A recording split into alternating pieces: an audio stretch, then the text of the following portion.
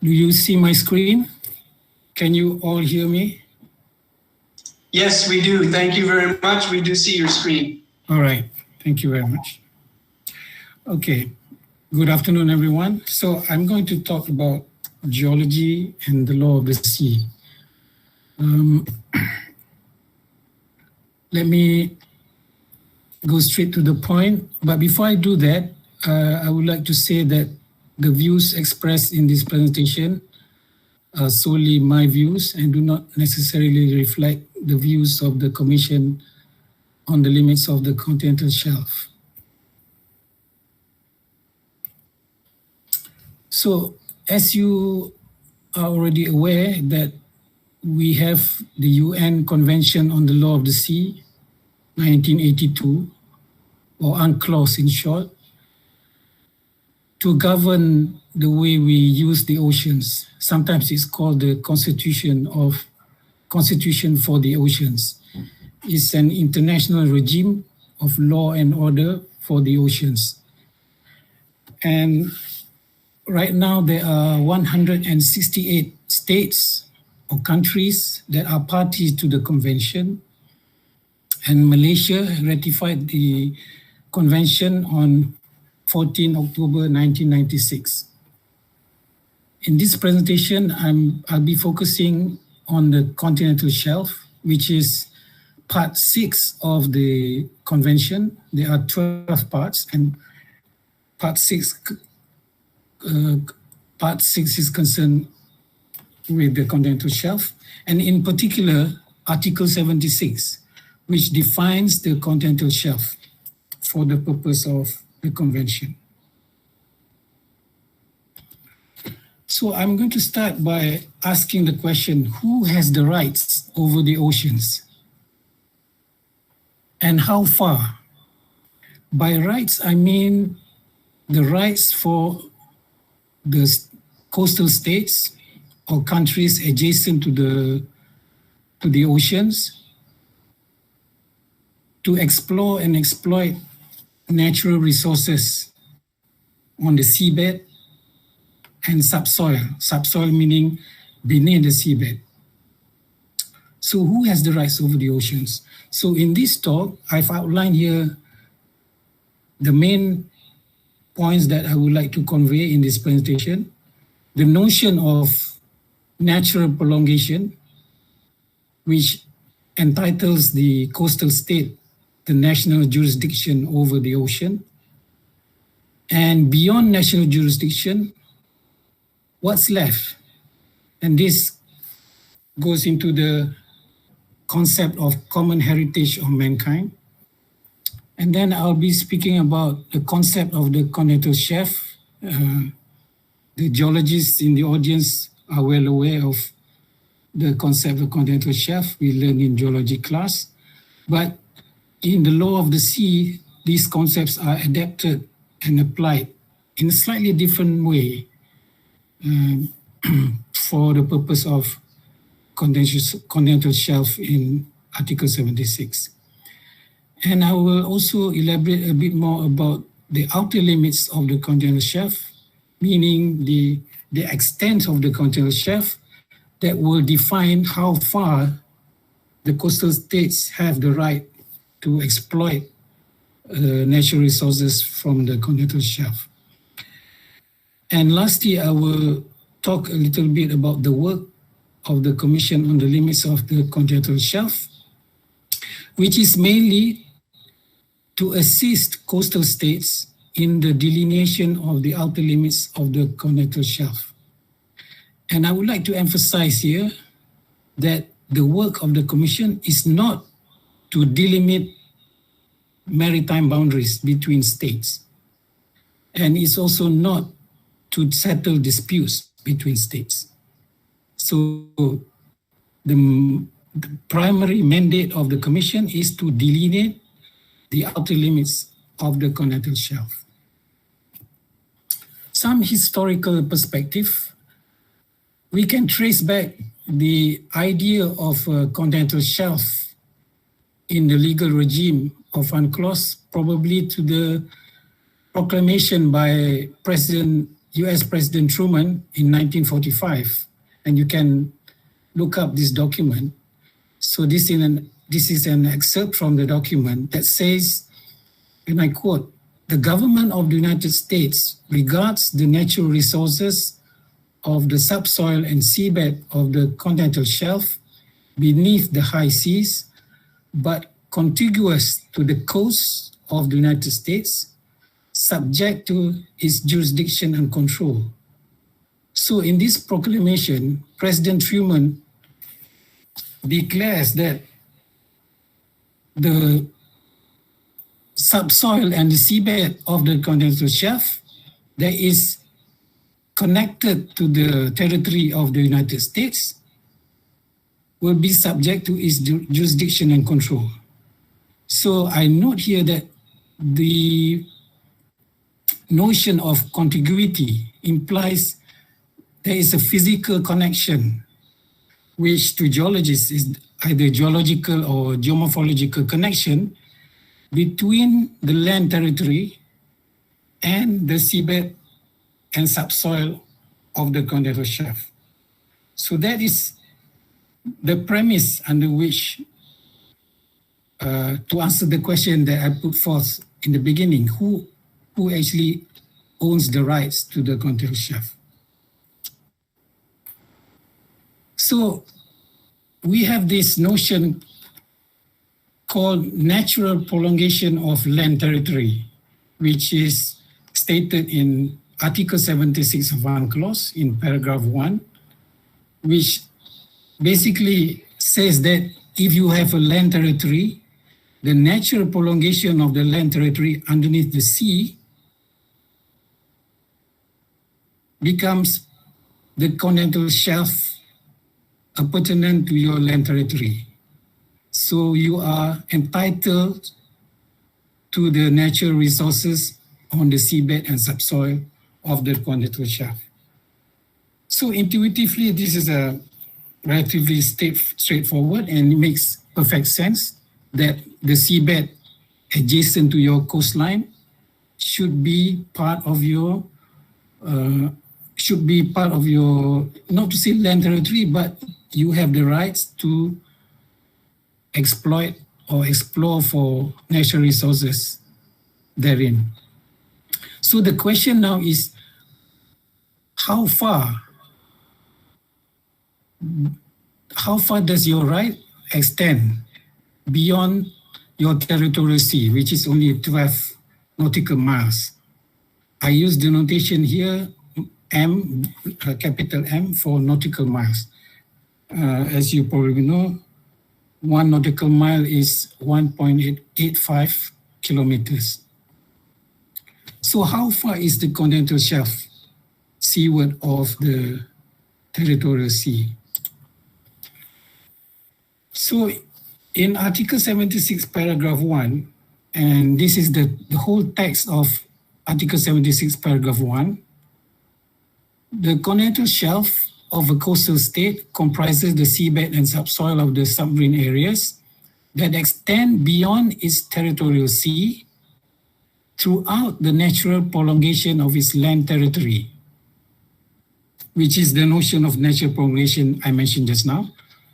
And it says here, to the outer edge of the continental margin. So Article 76, paragraph 1 defines to what extent the rights of the coastal state exist on the continental shelf, to the outer edge of the continental margin. And in the grayed out text here, I purposely grayed it out because as a footnote that if the continental margin of a coastal state does not extend up to, or does not extend beyond 200 nautical miles, then is automatically the continental shelf ends at 200 nautical miles. It's a given. So as you know, 200 nautical miles is also the line delimiting the exclusive economic zone, EEZ. So what we are concerned about actually in Article 76 is to define wherever possible there is an extension of the continental shelf beyond 200 nautical miles, beyond the exclusive economic zone. So what is a continental margin then? If we want to find out where is the outer edge of the continental margin. So in Article 76, paragraph 3, it states that the continental margin comprises the submerged prolongation of the landmass of the coastal state and consists of the seabed and subsoil of the shelf, the slope, and the rise. So here, the geologists would probably very well familiar with the concept of the continental margin, which comprises these three elements, the shelf, the slope, and the rise. So Article 76, paragraph 3 defines what a continental margin is in terms of geology or the geomorphology of the continental margin. And you can see in the red text here, submerged prolongation of the landmass is almost identical or similar to natural prolongation of its land territory. Whereas in Article 76, paragraph 1, it describes the continental shelf as a natural prolongation of the land territory. Article 76, paragraph 3 describes natural prolongation in terms of the geology, purely in a physical sense. It is the submerged prolongation of the landmass. So in order to have sovereign rights of the continental margin, the landmass must be part of the land territory of the coastal state in order to have entitlement to the continental shelf. So on the one hand, Article 76, paragraph 1 defines continental shelf as belonging to the land territory. The paragraph 3 now defines the continental margin in terms of geological elements in order to help for the geologist to identify the different elements and define the outer edge. So this is just to compare what I've said before, the difference between natural prolongation and submerged prolongation. So Article 76 defines natural prolongation of the land territory to the outer edge of the continental margin. So it gives entitlement of the continental shelf to the coastal state that owns the land territory.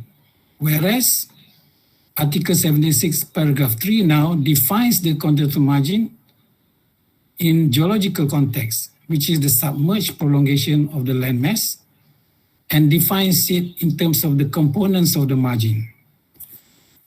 And you might want to note that the wording in these two paragraphs of Article 76 is in such a way that it differentiates between what is continental shelf in paragraph 1 and just shelf in paragraph 3.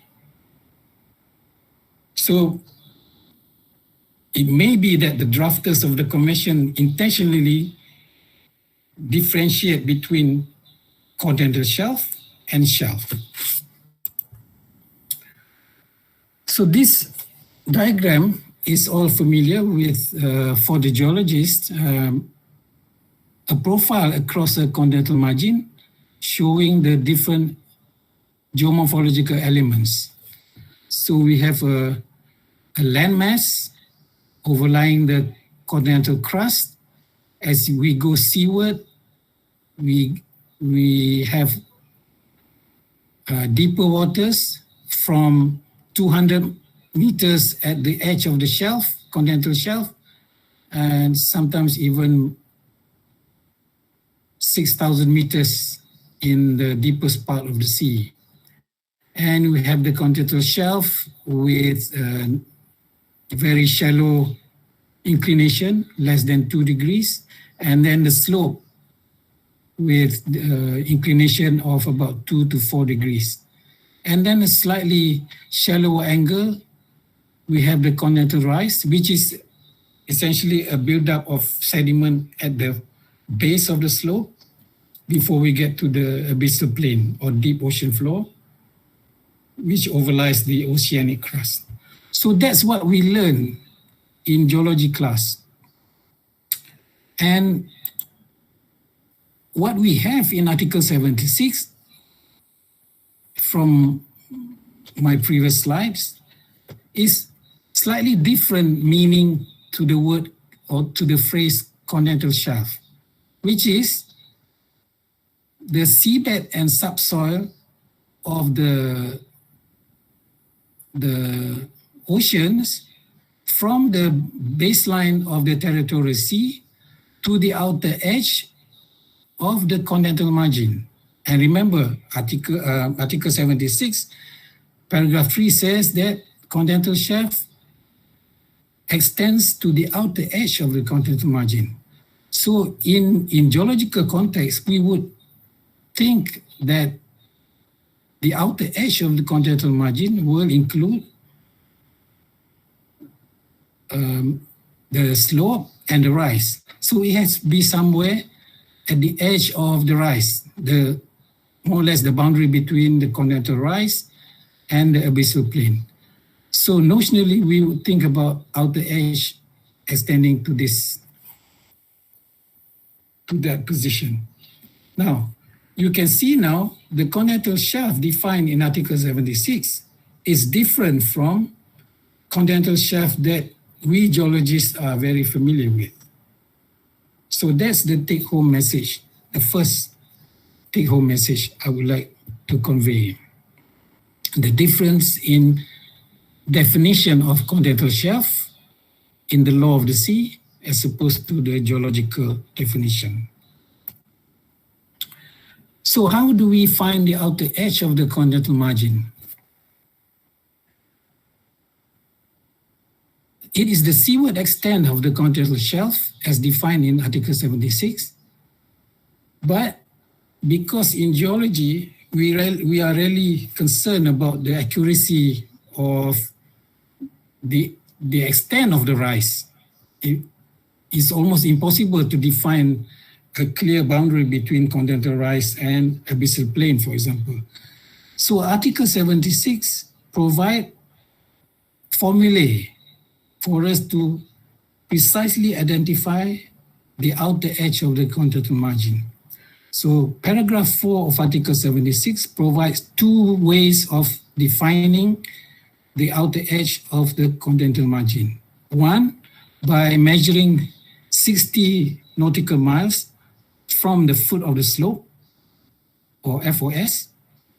And the other way is to find a point at which the sediment thickness is at least 1% of the shortest distance to the foot of the slope. I will elaborate a bit more about these two formulae later on. So, in other words, Article 76 provides a way of defining the outer edge of the continental margin and ultimately the outer limits of the continental shelf in a more precise manner so that coastal states have a legal certainty about the sovereign rights that they have on the continental shelf. So this is what we are after, the outer limits of the continental shelf. The ultimate objective of this exercise is to delineate the outer limits of the continental shelf. In paragraph 7 of Article 76, it says that the coastal state shall delineate the outer limits of the continental shelf where that shelf extends beyond 200 nautical miles. So it is an obligation of coastal states to establish the outer limits of the continental shelf. Why? Because by doing that, there is certainty as to the extent of the sovereign rights of that coastal state to the continental shelf, and that also provides the means to identify what is left beyond the outer limit. Hey, Dr. Mazlan, there's a quick question. Very interesting at this point. Everyone's waiting with bated breath. What are the implications? But there's a question here that I got the same question. Why Article 76.1 and Article 76.3 well defined in Art 76, and what is their significance and implication? What is the implication of defining this? Is there an implication?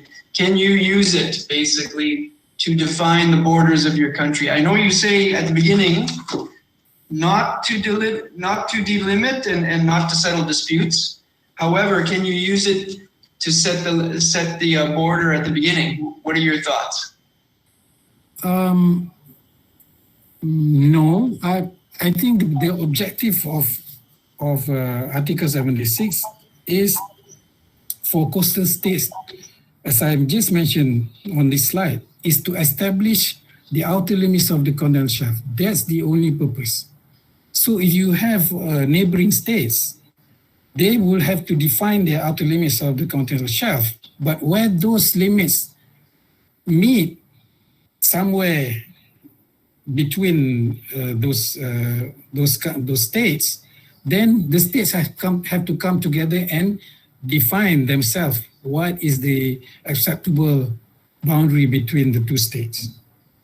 So the outer limits is just to define what is beyond the territorial sea and define the boundary beyond which what is left for the common heritage of mankind, which is what I will be touching on later on. All right, thank you. Yeah. Okay, so where was I? Yes, so it's the obligation of a coastal state to delineate the outer limits of the continental shelf, so that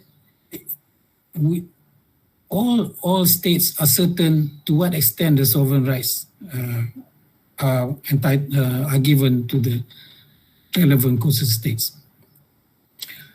And after we have defined the outer edge of the continental margin, the last step is to check whether the outer edge exceeds some constraints that are provided by Article 76, paragraph 5 or 6, which says that the outer limits of the continental shelf shall not exceed either 350 nautical miles from the baselines or 100 nautical miles from the 2,500 meter isobath.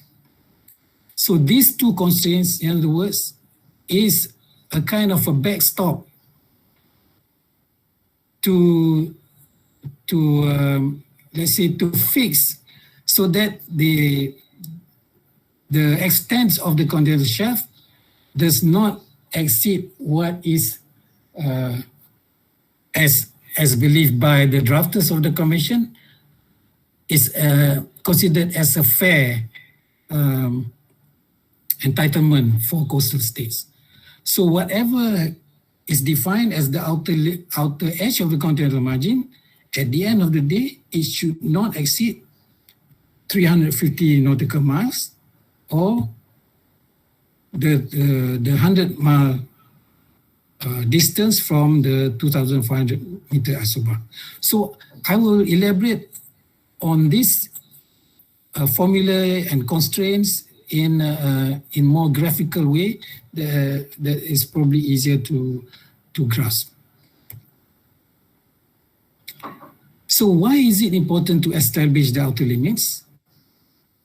When President Truman made the proclamation in 1945, many other states followed suit and made their own unilateral proclamation on the continental shelf.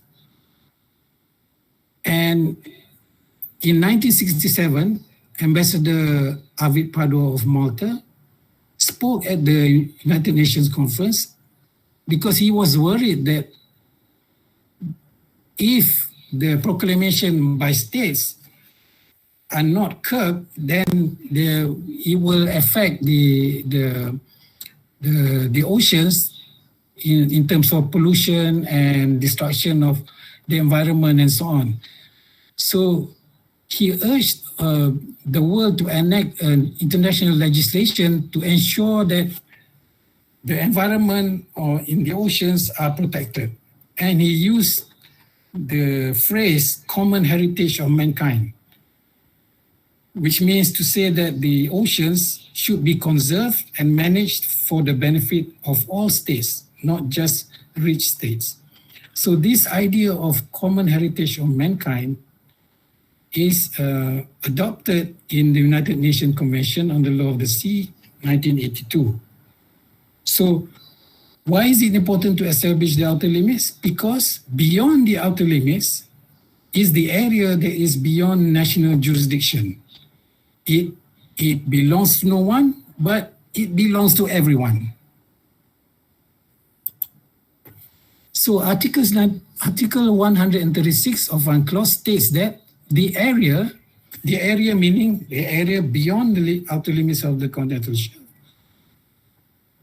the area and its resources are the common heritage of mankind. It's clearly stated in that paragraph. So part 9 of the UNCLOS is specifically on the area. From Article 133 to Article 191 concerns the area beyond national jurisdiction. And under UNCLOS, the International Seabed Authority was established to organize and control activities in the area, particularly with a view to administering the resources of the area and to protect the environment for the benefit of all mankind.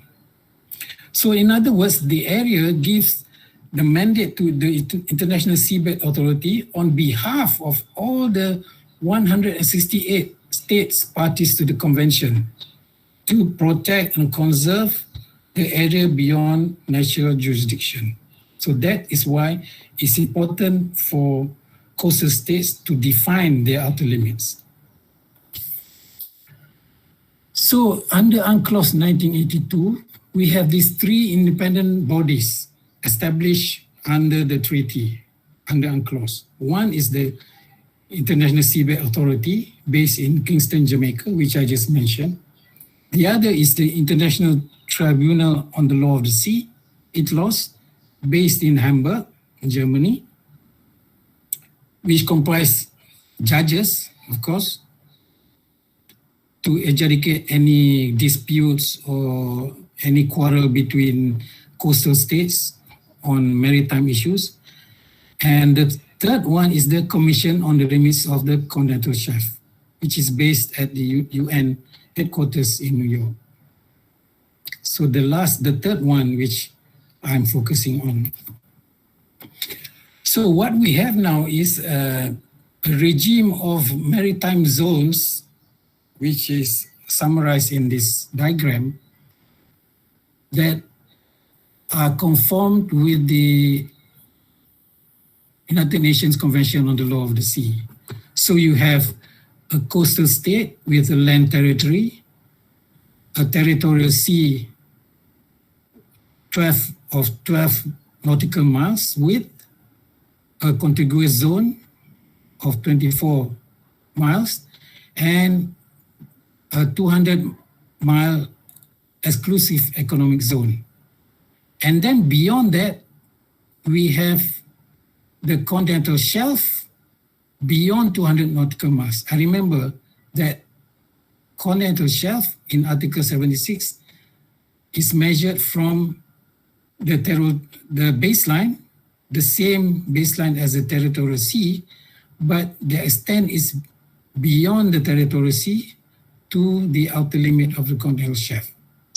So one more question, Dr. Mazlan. This is a great diagram, by the way. Thank you. One of the questions in the chat is do you think, it's geology, so things change over time, sea level rise and fall, and erosion and more sedimentation. is there clauses that allow it to be reestablished every few years, or it was at one point in 1960, but now in 2020 it's at a different point? Those kind of things. Is there a clause that will allow it to change over time?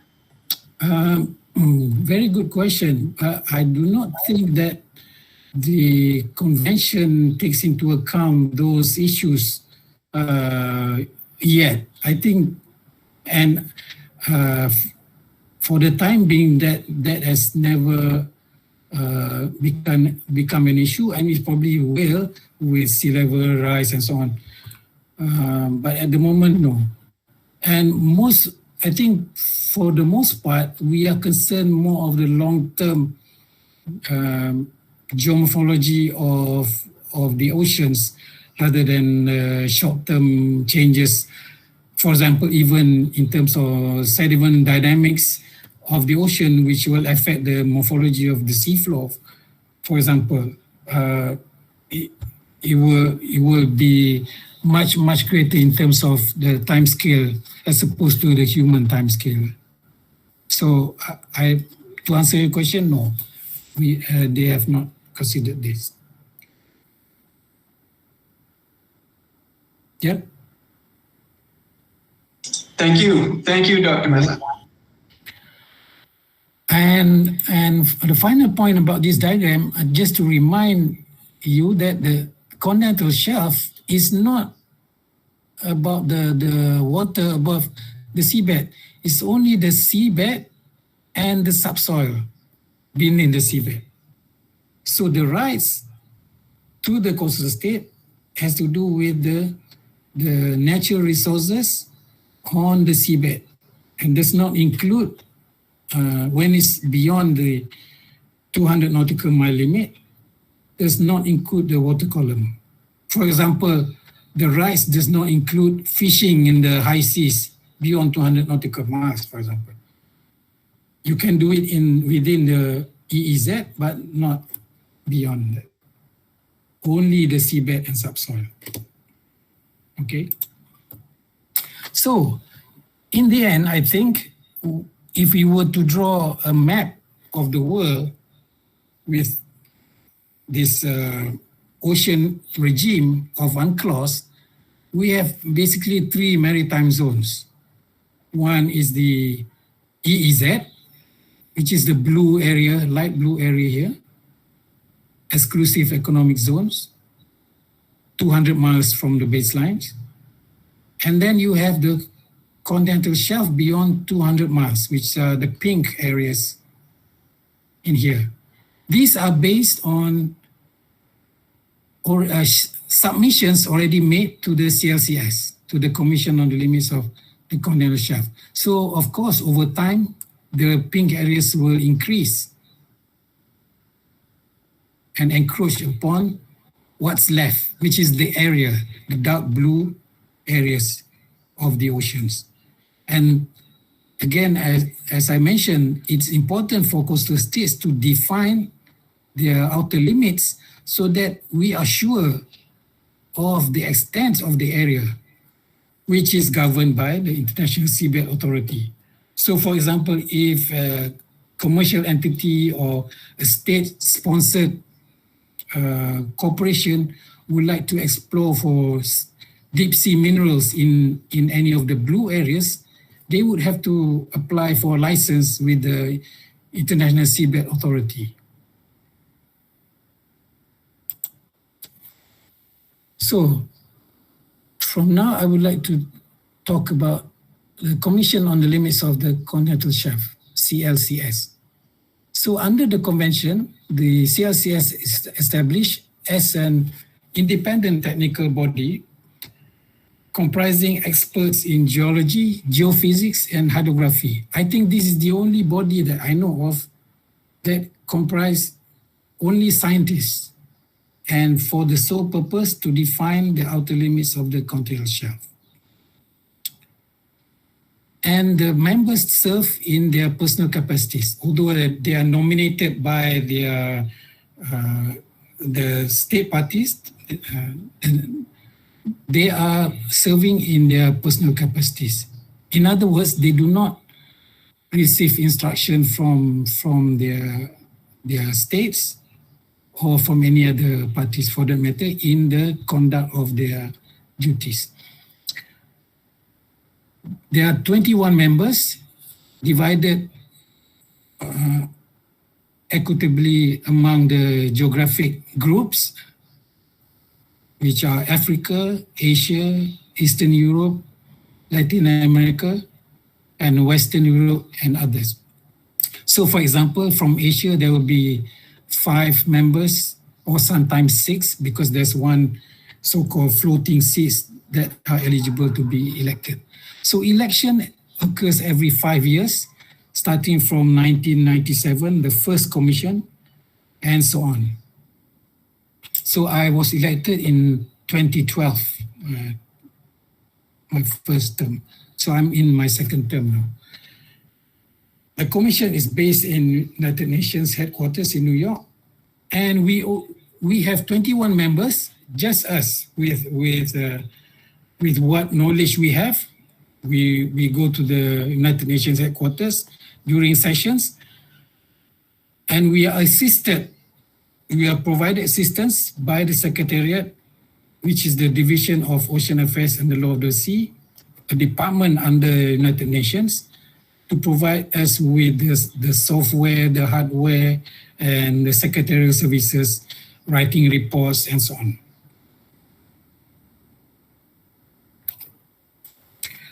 What is the mandate of the Commission?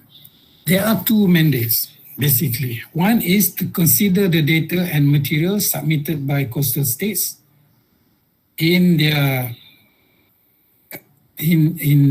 establishment of the outer limits of the continental shelf, and we make recommendations in accordance with Article 76 and the Statement of Understanding on the outer limits of the continental shelf. So we make recommendations to the coastal states regarding what is best, what is most optimum to establish the outer limits. And then the second mandate is to provide scientific and technical advice for coastal states if they request the Commission in order to prepare the data and the submission to the CLCS. So the mandate is clear. And this is the obligation of the coastal states.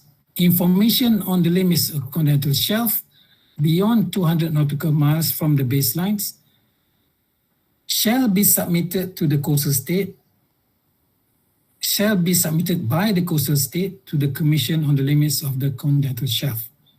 And the Commission shall make recommendations to coastal states on matters related to the establishment of the outer limits of the continental shelf.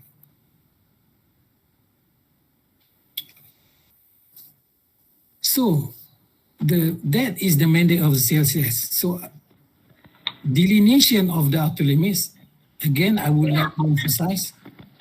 Sorry, is there a question? No, I believe not. We'll put the questions in the chat box if there are any. Everyone should be on mute. All right. So again, I would like to say delineation of the outer limits of the continental shelf is not delimitation. And the delimitation exercise is purely the rights of the coastal states involved. So CLCS has no part in the delimitation of boundaries between states. And it's clear in paragraph 10 of Article 76 that the work of the CLCS are without prejudice to the question of delimitation of the continental shelf between states with opposite or adjacent coasts. So it's not the work of the CLCS to determine boundaries or settle disputes between states. And in the rules of procedure of the CLCS, Annex 1, the Commission also states that it recognizes that the competence with respect to matters regarding disputes rests with states, because members of the commission are scientists, not legal people. In order to carry out the work, the CLCS have these important documents as a guide to do their work. Of course, the Article 76 of UNCLOS, and then there's the rules of procedure, which outlines the process of submission, the way the commission conducts the examination of the data and so on. Scientific and technical guidelines, in short we call STG, provides an elaboration of Article 76. Article 76 has only 10 paragraphs. So the commission, in the first commission, put out this scientific and technical guidelines in order to give an explanation of the geological concepts, the different methods that can be applied by coastal states in defining the outer limits of the continental shelf. So we have like 100 pages of explanation in the scientific and technical guidelines. And on top of that, we have recommendations by the Commission to coastal states, those submissions that have been examined and recommended upon for reference for future recommendations. And all the recommendations, the summary of the recommendations are published on the website of the CLCS.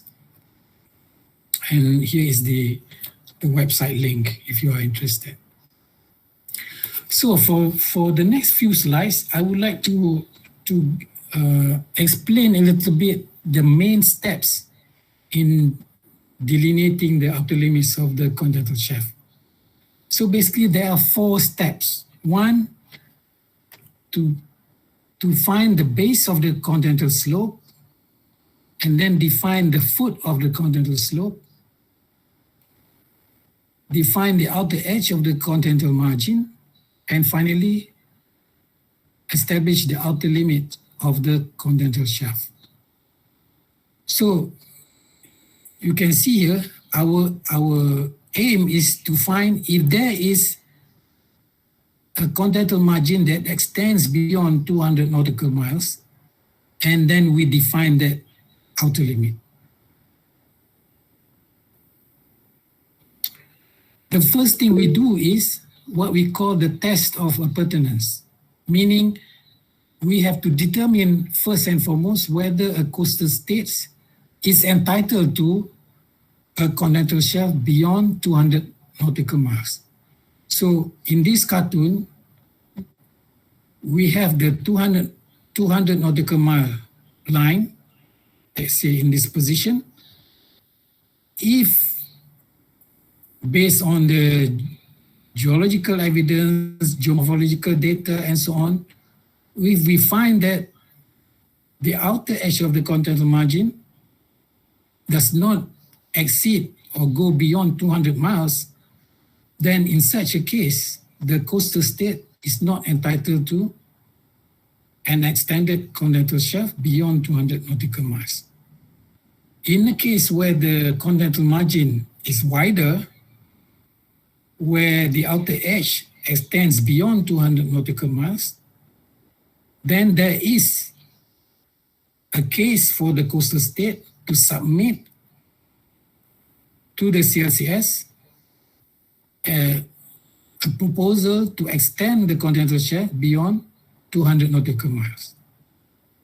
So this is a kind of a test. If this is the situation, then the process stops there. So this is what we're after in case where there is an extended continental shelf beyond 200 nautical miles. So in a typical profile, and I say typical here in general because after years of work, I do not find a typical continental margin. All the margins are unique in some way. So let's say a margin that looks like this. We have the continental shelf, continental slope, rise, and deep ocean floor with water depth 200 meters at the shelf edge and about 5,000 meters on the deep ocean floor. The first thing to do is base of the continental slope. The guidelines provided by the Commission says that the base of the slope is defined by means of a two-step approach. If you imagine yourself swimming or diving from the deep ocean floor, as you approach landward, as you approach the rise, and your friend diving down the slope, you will meet at an area which we call the base of the slope, where there's a regional change in the gradient of the seabed. And our task is actually first and foremost to find this area where there is a regional change in the gradient, which we call the base of the continental slope. And after we found the base of the slope region, we need to define exactly the point which we call the foot of the slope. And this is done by some mathematical operation. Usually we find the second derivative of the bathymetry, and just to elaborate on that, all the data, the bathymetric data that is used to support the submission has to be measured data. So that means there should be, at the very least, a single beam echo sounding measurement of the seabed along the profile, so that we can calculate the second derivative to define the maximum change in the gradient. And that will be the foot of the slope.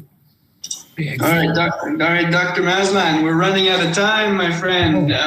How many more slides? I can shorten it. Okay, thanks, because we like to keep these at roughly an hour to respect the attendees. They may have something else. And also, there's a lot of questions. I don't want to jump in, but there are a lot of questions. What would you like to do at this stage? I will finish this part really quick. Okay. I think I should end after this part, then we can take questions. Thank you. Thank you. All right.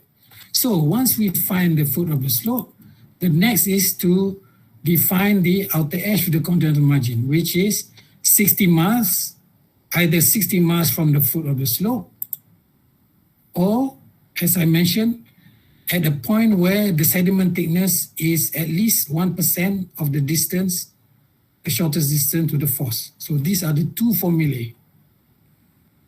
Once we define the outer edge with the continental margin, then the outer limits, as I mentioned, shall not be beyond 350 miles or 100 miles from the 2,500 meters isobath. So that's one constraint. 200 meter isobath, 100 miles seaward. Then there is the what we call depth constraint.